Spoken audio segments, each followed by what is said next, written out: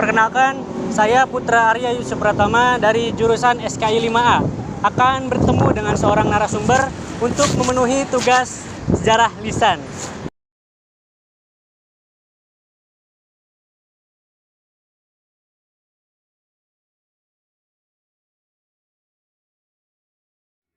Abah itu lahir tahun 35, waktu masih zaman penjajahan Belanda.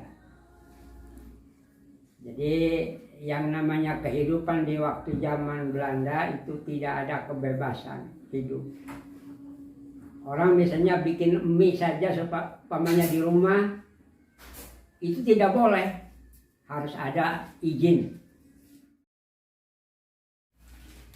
Ilmu pengetahuan juga keterbatasan, hanya bagi mereka-mereka orang yang termasuk seperti anaknya, seperti pungu, anaknya pungu, nah, kemudian camat, begitu ya. Itu baru bisa belajar sampai 6 tahun. Kalau masyarakat biasa itu walaupun ada kemampuan, pedagang walaupun ada kemampuan, itu tidak bisa melanjutkan. Kemudian tidak boleh berpolitik di dalam penjajahan Belanda. Jadi namanya juga orang Eenlander. Jadi orang Eenlander itu hanya sebagai pekerja. Nah, pada waktu itu ada penyerangan-penyerangan dari Belanda ke desa-desa seperti dari Lingajati. Itu dari Lingajati itu mengeluarkan senjata jarak jauh.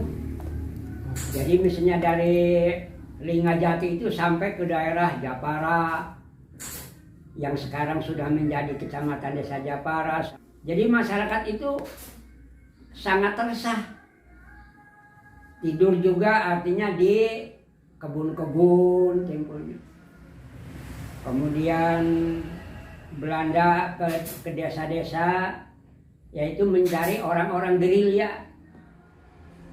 Ada yang ditahan, kalau yang ketahuan, ada yang lari ke desa-desa, ke hutan-hutan gitu. Jepang menjajah di sini. Nah, Jepang itu sangat buas terutama kekayaan negara kita, baik milik negara maupun milik rakyat dirampas. Petani-petani juga misalnya hasil tatanen di sawah, di kebun seperti padi halnya yang utama itu dirampas oleh Jepang, yaitu menggunakan tenaga-tenaga orang-orang kita, orang Indonesia. DITI itu waktu tentara gerilya itu pulang dari Jogja, mau pulang hatinya ke Jawa Barat, terutama dari perbatasan, yaitu dari perbatasan antar Jawa Barat, Jawa Tengah. Ya, itu di daerah Losari lah, Losari dan sekitarnya, pokoknya antara ujung laut sampai ke sana ke daerah-daerah lainnya tuh di Pagar Betis. Yaitu oleh DITI yang langsung dipimpin oleh Kartosuwiryo di Jawa Barat. Ya. Nah, akhirnya mengadakan perlawanan, akhirnya tentara kita yang habis dari dibubarkan dari Jogja ke Jawa Barat masuk, yaitu artinya DITI itu terus merayap, DITI itu ke ini. Jadi masuknya tuh nyamur masuk ke pesantren, kemana gitu, ke masjid, langgar diisi oleh mereka. Jadi semuanya Pak? Ya, diisi. Nah, kemudian kehidupannya itu yaitu artinya menggarong. DITI itu ngerusak juga bangsa sendiri. Itu seluruh pesantren, seluruh artinya masjid, musola itu diisi oleh dia. Sampai terjadi banyak anak-anak santri juga yang korban. Jadi rakyat bergerak keseluruhannya diadakan pagar betis.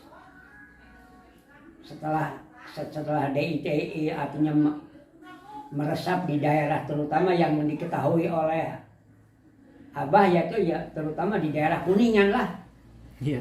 Karena Abah berdomisili di daerah Kuningan. Hop harta, hop nyawa, asal negara. Hop harta, hop nyawa. Jadi tidak ada pamrih pada waktu itu. Perjuangan kita tidak ada pamrih. Ingin jadi jenderal, ingin jadi mayor, enggak. Bahkan ada di antaranya pejuang kemerdekaan. Pada waktu itu saya kalau sudah merdeka saya akan buka pabrik. Makanya banyak yang buka pabrik rokok, pabrik segala rupa perusahaan. Merdeka. Jadi merdeka itu ada kebebasan. Untuk Aki sendiri pas kejadian DITI, apa yang Aki alami pada saat itu? Yang dialami itu waktu DITI ya? Iya. DITI Aki mah sudah di Cirebon. Oh, Cirebon. Sudah usaha, sudah jadi pengusaha. Katanya tadi pernah ditodong apa gimana? Oh, itu ditodong itu waktu orang tua masih hidup. Orang tua Abah kan jadi perangkap desa. Namanya almarhum Suta. Namanya Suta. Itu pada waktu itu ya beliau itu memang seorang pejuang kemerdekaan. Jadi sedang sakit. Nah, sedang sakit. Abah dari Cirebon karena sudah berusaha di Cirebon datang ke sini. Nah, datang ke sini jam 4 sore. Tahu-tahu waktu maghrib itu ditodong oleh DI. Tuh, itu. Jadi memang DI itu artinya menggasaknya luar biasa. Nah, apa sebabnya? Jadi di tiap-tiap desa itu sudah ada ini pengawas. Pengawas ya. Dia artinya yang namanya DITI itu hidupnya di masjid, di langgar, di pesantren gitu. Jadi ini menyampur artinya dengan anak-anak yang sedang cari ilmu. Padahal anak-anak yang sedang cari ilmu sih tidak tahu menau. Tapi dia ya itu nyampur gitu. Setelah itu yaitu adanya pagar betis itu. Jadi di pagar betis akhirnya ya seperti pimpinan-pimpinan Kartosuwiryo tidak bisa turun ke bawah. Ya hilang dengan sendirinya gitu. Jadi kan itu menyampur ya, Bah? Iya. Sama anak-anak pesantren gitu. Iya. Nah itu DITI ngelakuin apa aja? Ya yang dilakuin ya Kan Abah kan nodongin itu. justru Abah ditodong tuh dipinta uang, dipinta segala-galanya. Iya, berarti yang anak pesantren juga dipinta kayak gitu, Pak? Ya kalau anak pesantren sih apa namanya ya tidak dianggap turut campur ya. Iya. Tapi mereka pada umumnya dipaksakan begitu, dipaksakan karena ini pejuangnya tuh namanya Hizbullah. Dan Hizbullah itu ada nyanyiannya juga. Hizbullah tentara Tuhan yang kuasa. Itu. Dia ada sampai ke desa-desa juga mengajarkan lagu-lagunya, kemudian perjuangannya. Ya hanya itu aja yang kesalahannya DITI itu artinya ngerusak rakyat, nodong, memaksa.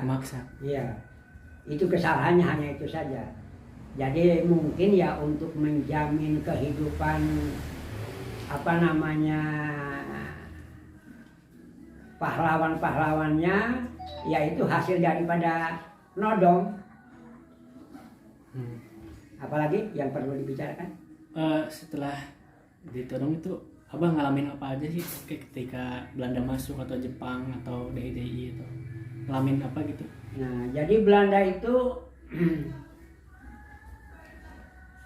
setelah mengadakan serangan, itu ke desa-desa itu mencari tentara gerilya ke desa-desa.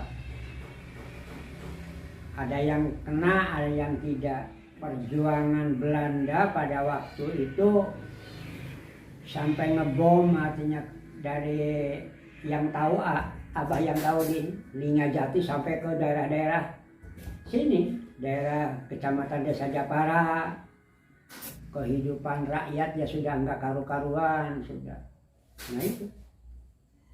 Kalau abah mah pada waktu itu ya, soalnya masih umur berapa ya, sekitar tahun 35.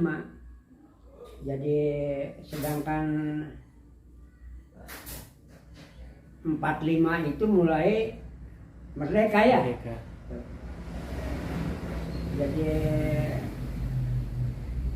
orang umur dari lahir 10 tahun sampai merdeka tuh. Iya. 10 tahun hitungannya. Jadi ya kalau hitungan sekarang mah baru juga sekolah SD ya. Iya. SD 6 tahun. Iya. Nah itu jadi masih kanak-kanak lah. Jadi tapi hanya tahunya itu aja. Tahunya artinya tentara mau hijrah ke Jawa Barat dari Jogja, yaitu diserangnya itu oleh DITI yang langsung dipimpin oleh Kartosuwiryo. Daerah Kuningan tuh Kartosuwiryo yang kuasanya sampai ke Jawa Barat. Itu aja. Jadi kalau Hakim tidak turut campur dalam membela negara gitu. Sebab masih kanak-kanak sih. Iya. Hanya tahu keadaan situasi keresahan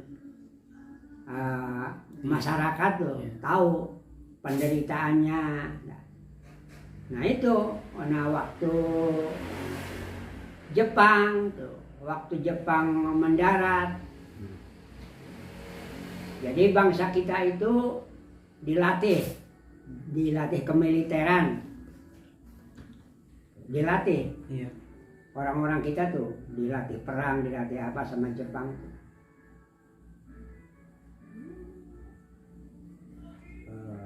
Hanya yaitu, jadi Jepang datang ke Indonesia setelah berkuasa itu bukan membina masyarakat tapi meruksa kekayaan yang ada di negara kita diambil. Iya. Kemudian rakyat yang petani juga di desa-desa diambilin gitu. Jadi akhirnya berontak. Keseluruhan berontak lagi. Nah kemudian jebol ya itu Bung Karno memimpin. Jadi Bung Karno itulah yang memimpin perjuangan di Jogja itu. Setelah dibubarkan ke Jawa Barat, di situ ada penggalangnya itu, yaitu gerakan-gerakan Kartosuwiryo, DITI. Mau artinya istilahnya sih mau ke kampung halaman sendiri ya, ke pusat, disegat, dihadang, itu. Jadi kekecewaan negara ya terhadap DITI itu namanya Darul Islam. Jadi apa namanya tuh, ngerangkul agama. Sekian dan terima kasih.